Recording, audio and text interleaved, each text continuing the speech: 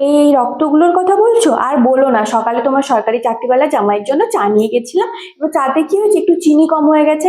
সেই জন্য কি করেছে, আমার দাঁতের গোড়ায় 4টে ঘুষি মরেছে আর চুল মুঠি ধরে আমাকে কপালে ঢুকিয়ে দিয়েছে। সেই জন্য একটু রক্ত বেরিয়ে পড়েছে।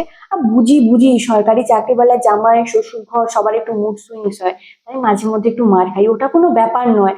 সবার ভাগ্যে কি সরকারি চাকরিওয়ালা মানে শ্বশুর বাড়ি জোটে বলো, তাও আবার অ্যারেঞ্জ ম্যারেজে? আমি খুব খুশি আছি, শুধু মাঝে মধ্যে একটু মার খেতে হয়। আহ বাবা, ওষুধ? না না, ওষুধ টষুধ লাগাইনি এখনো।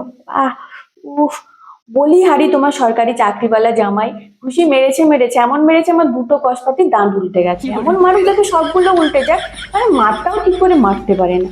কিছু বলার নেই আমার, এই দেখো মার খেয়ে আবার চলে এসেছে যে রান্না বসাবো।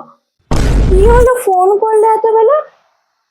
ও, এই দেখো না, জামা ইস্ত্রি করছিলাম, এবার জামাটা ঠিকঠাক করে ইস্ত্রি হয়নি বলে ইস্ত্রি নিয়ে এখানে জাঁকিয়ে দিতে এরকম ঘা হয়ে গেছে। জানি জানি, সরকারি চাকরিওয়ালা অ্যারেঞ্জ ম্যারেজ করা শ্বশুর বাড়িতে এরকম হয় হয়, সবাই একটু মুড সুইংস হয়, তাই একটু আধটু মারধর করে, এই অত্যাচার করে।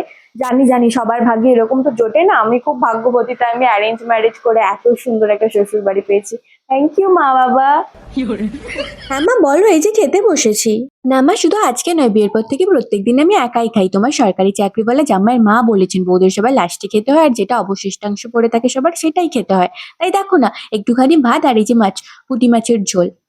হ্যাঁ হ্যাঁ, ইলিশ মাছ, তারপর চিংড়ি মাছ, কাতলা মাছ, ওগুলো সব হয়, প্রত্যেকদিন হয়। কিন্তু বাড়ির বউদের এই যে ডাল ভাত, না হলে চুনো পুঁটি দিয়ে আলু দিয়ে ঝোল, এগুলোই খেতে হয়। আমি তো জানি সরকারি চাকরিওয়ালা বাড়িতে এগুলোই খায়।